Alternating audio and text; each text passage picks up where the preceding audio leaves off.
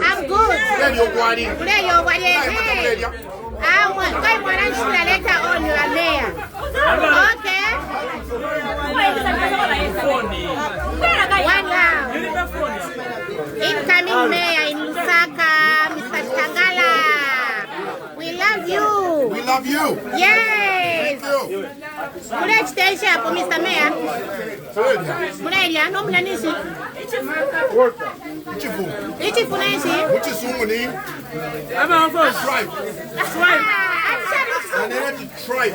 Tribe. So what's that one? Eva meya trefu ayaba. Noti niwebo meya tawanya kona abantu. Awe, trefu ayaba beni. Bane yana abantu. So tuwala bapera mavoti. Bane vote ni ba meya kamulebo na. Bate chini August. Did we say 9:30? I think we did.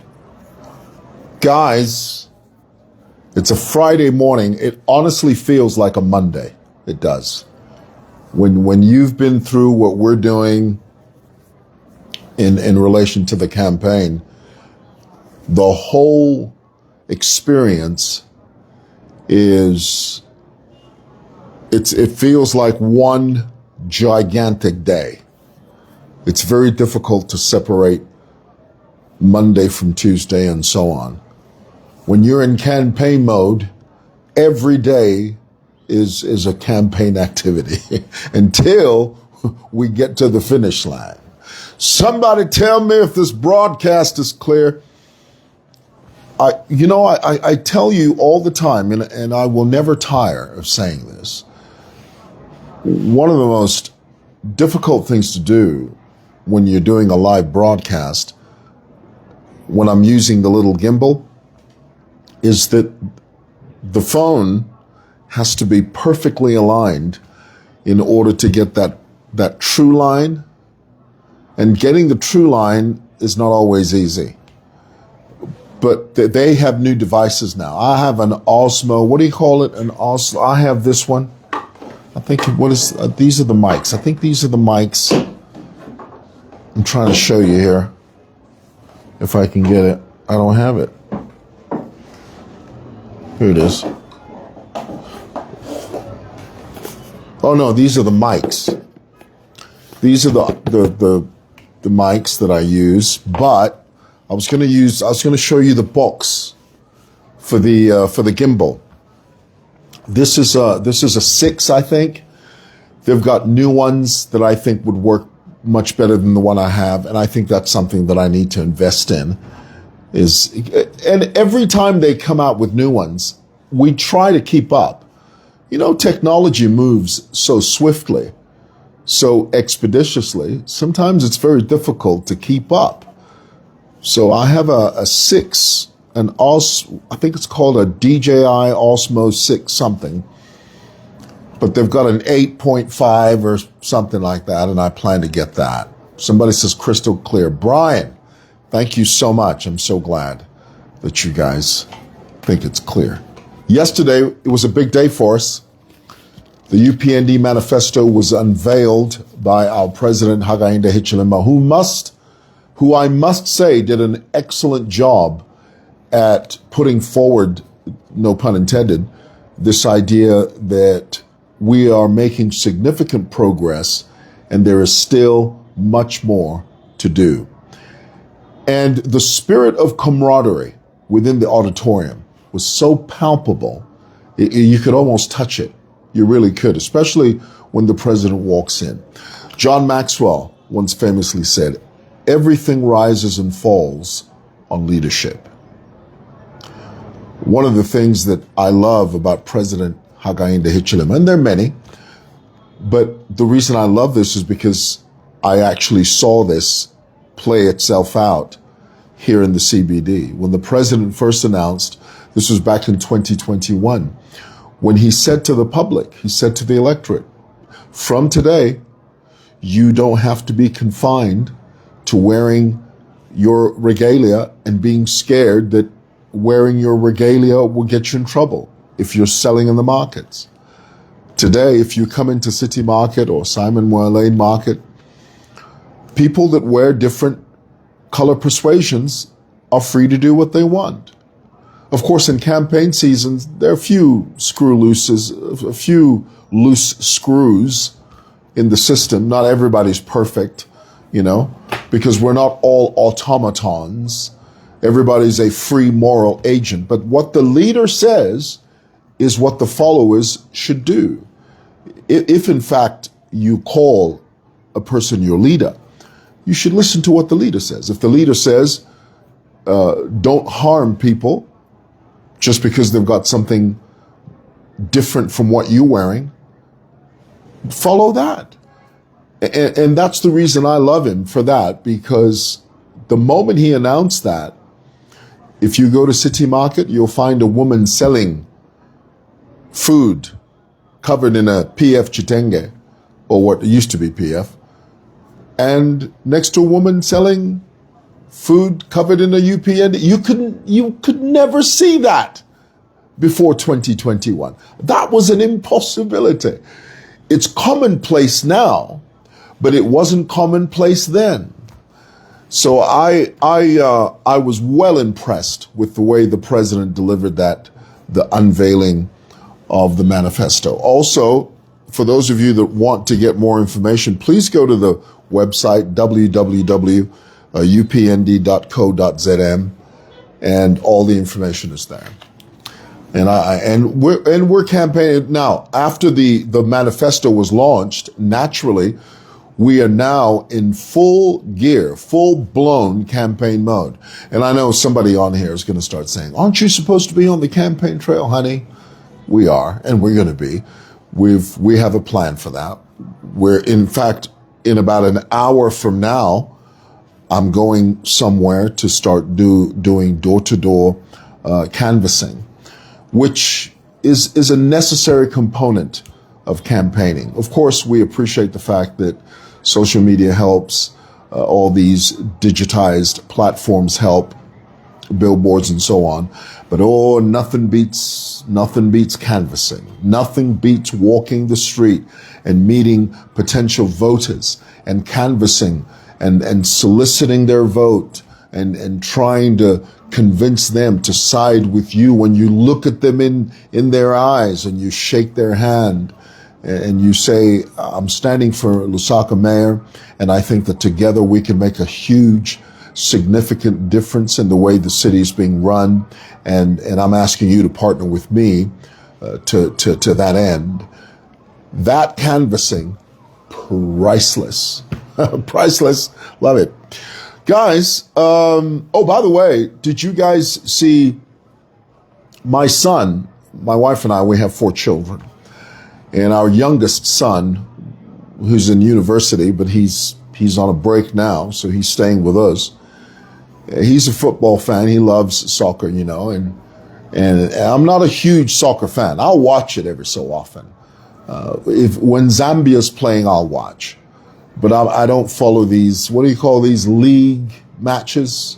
The only football team I know of is Arsenal, and that's only because my late brother bought me these beautiful Arsenal T-shirts. And I think it's Manchester United. When I was a kid, just to give you a little story of why my brother became a Liverpool fan. He's a Liverpool fan, but there's one time he was in South Africa and he wasn't well, and I went to see him. I was out there for about 6 weeks. We stayed in South Africa for 6 weeks. And on one of the days, we went shopping. And he asked me, he said, what shirt should I buy you? And we were walking through a sports shop, and I liked the Arsenal T-shirt. It looked really nice, Of course, my brother is a Liverpool fan, but I liked the way the Arsenal T-shirt looked from an aesthetics point of view. So he said, okay, I'll buy that for you. And I wear an Arsenal T-shirt, not because I'm an Arsenal fan, but because I like the way it looks. I like the whole Visit Rwanda thing, But just to give you a story of why he became a Liverpool fan, I remember years ago, our parents had they had visited the United Kingdom, and they came back with these beautiful badges. And my brother picked out a Liverpool badge. These were badges that you could sew. In those days, you bought badges and somehow you would sew them onto your shirt. Anybody remember that?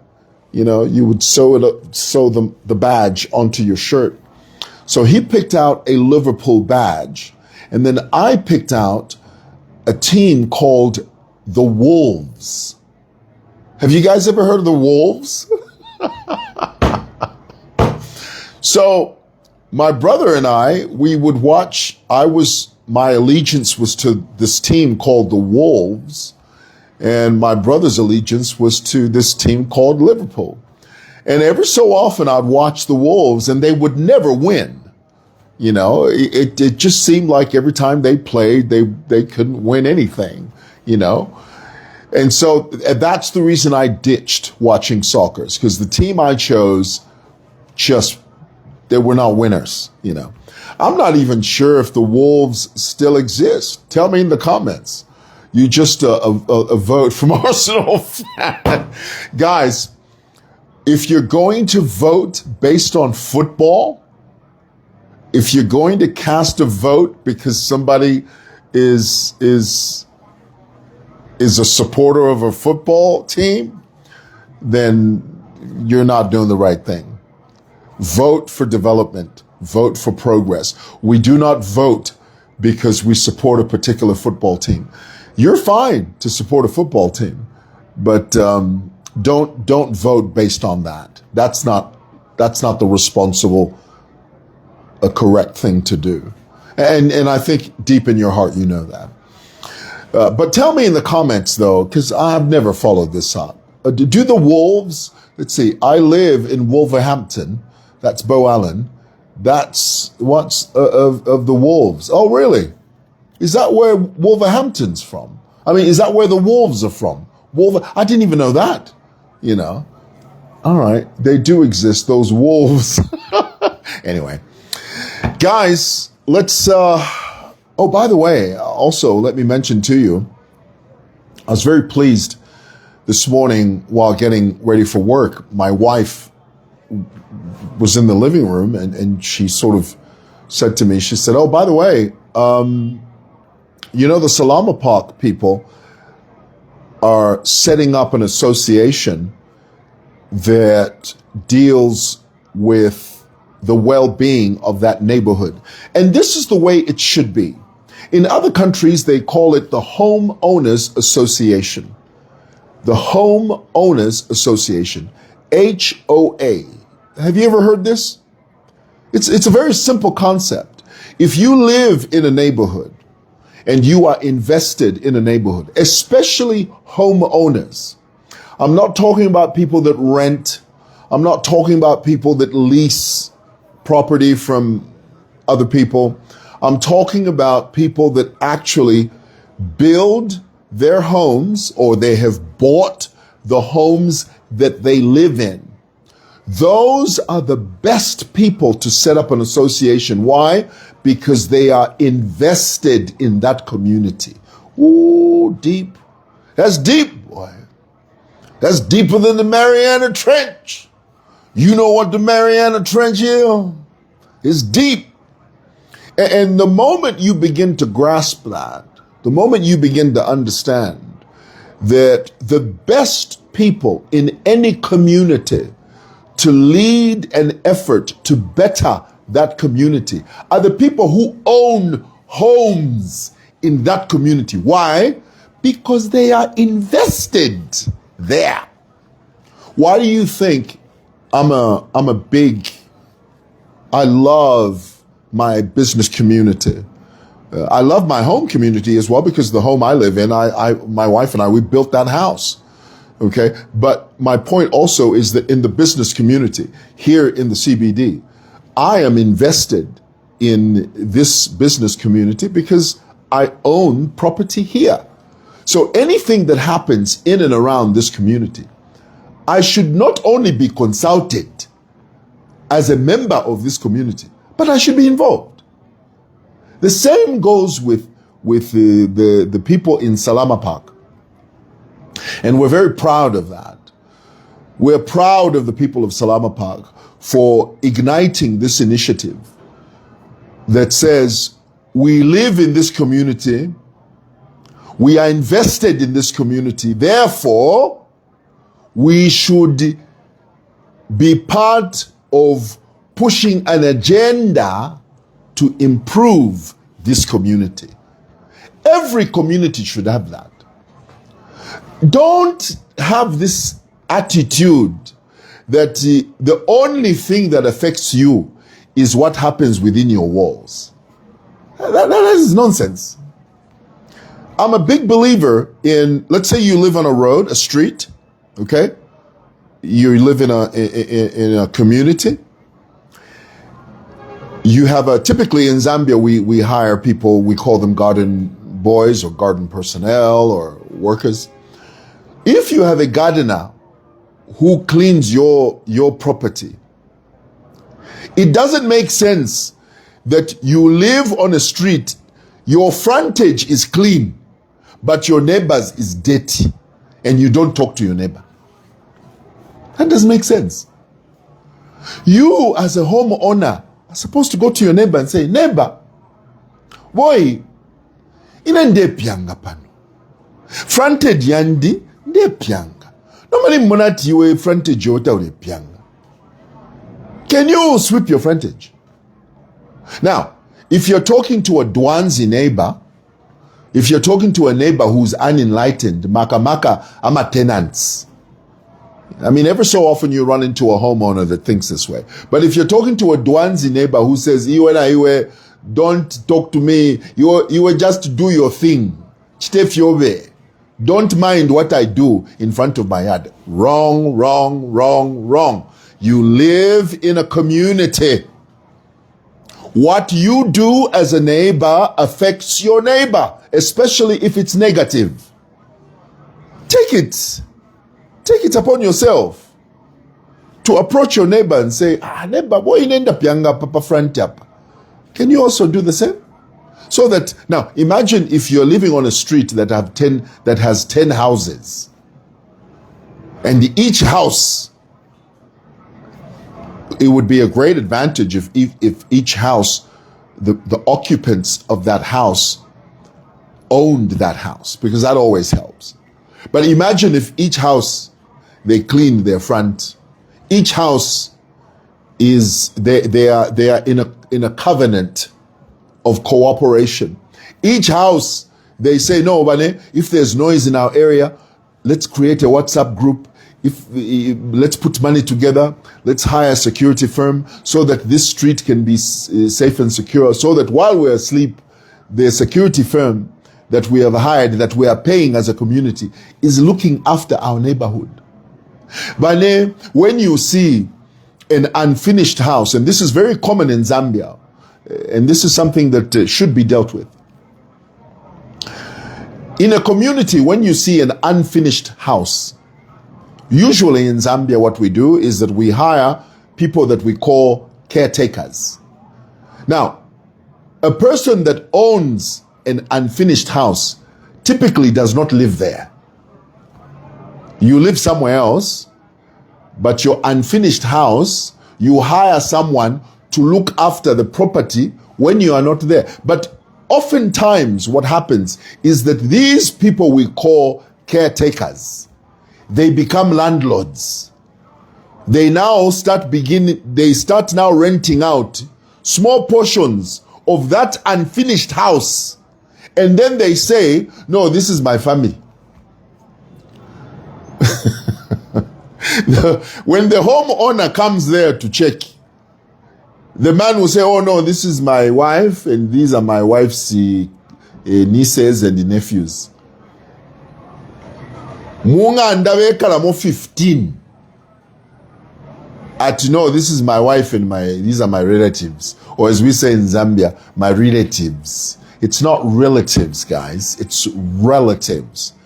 But that's a different topic. I don't want to digress.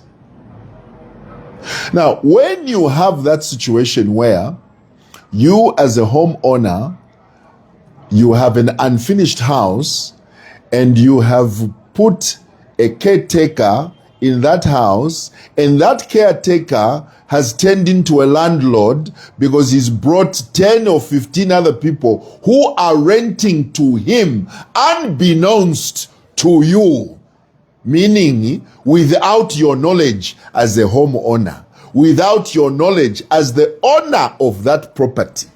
You're not there. You don't go there at night. You know, when people are building houses, typically they don't go there every day, especially in Pianganashipwa. When your money is finished and you're waiting for another what do you call it? A windfall. You're waiting for another consignment or a payment, a big payment from somewhere so that you can continue constructing your house. During that dry period, many homeowners don't even go to those houses. They don't check.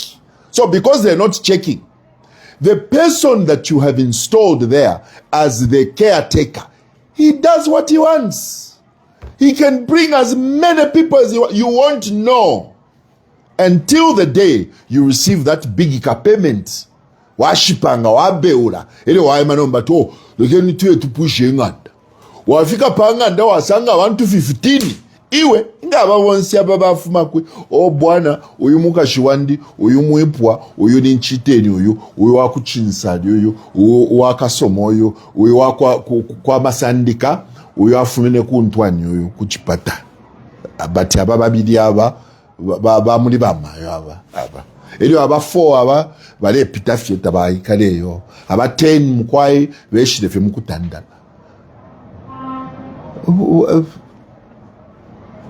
What are all these people doing in my house?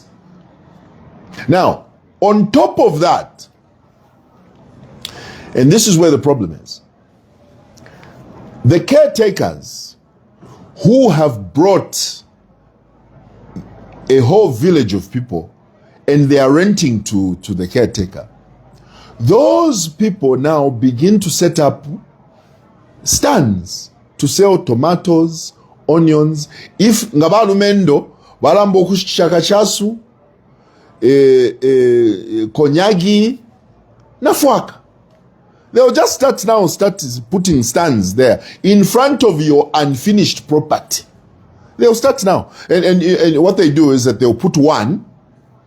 After some time, another one of the people who are staying in that house will say, you are now weak, and I not weak. Then they'll put another one, and then another one will say, and then they focus tomato. And then they focus kalimbula. Nakachesh, nachimpapira. Nempwa. Nakabiki. So na wika poka stand. Kabili honze tufule tu apanga kwempi. Tete tuwiki if munga netupare fitulechita. We have to start selling.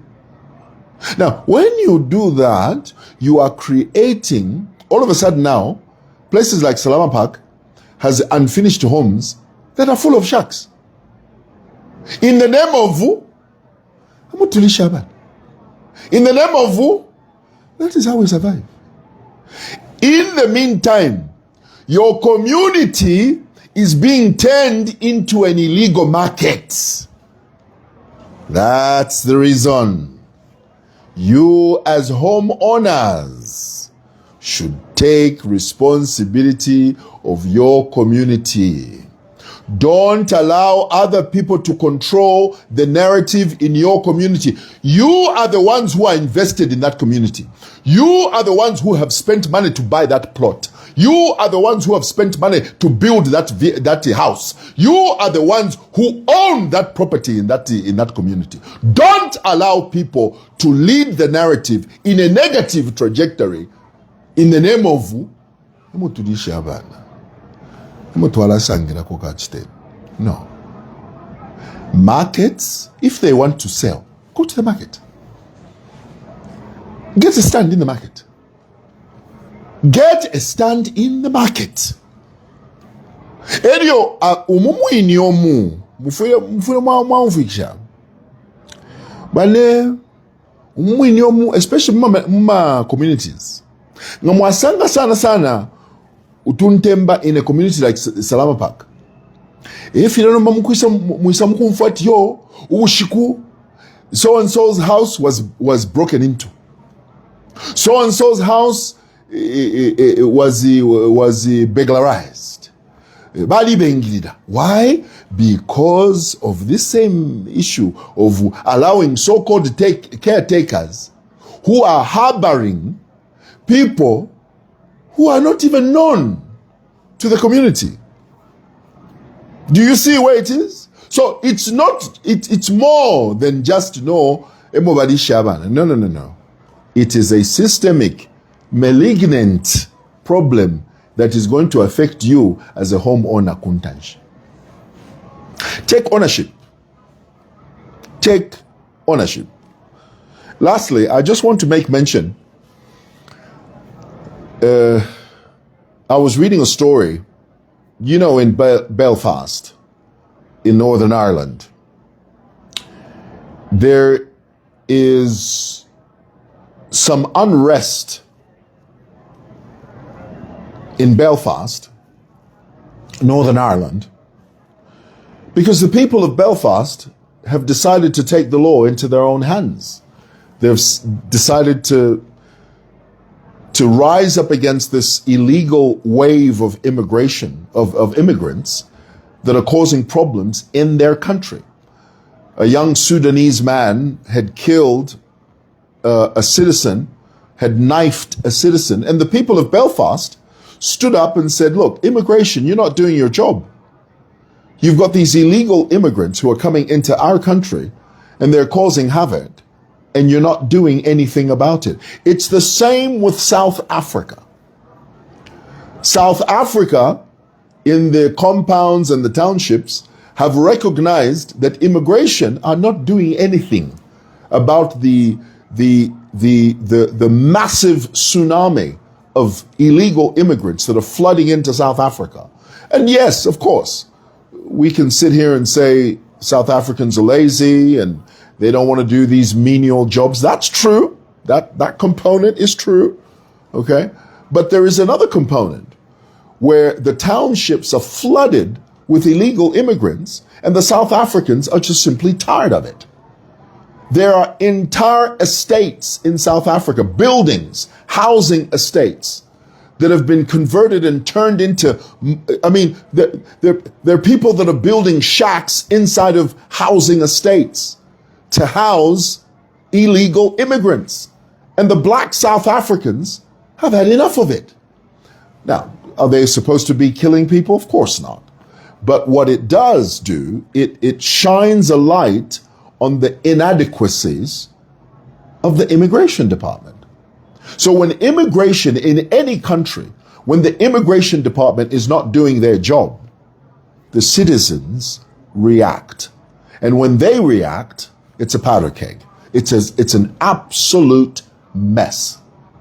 What's the lesson? The lesson is immigration in any country should do their job. You cannot have a situation where illegal immigrants are flooding into a country and then they're leading the narrative. They shouldn't lead the narrative. They can be part of the process, but they should not lead the narrative. Do you understand that? To me, that's very clear. It goes beyond protectionism. It goes beyond that. It goes beyond sovereignty. It goes beyond that.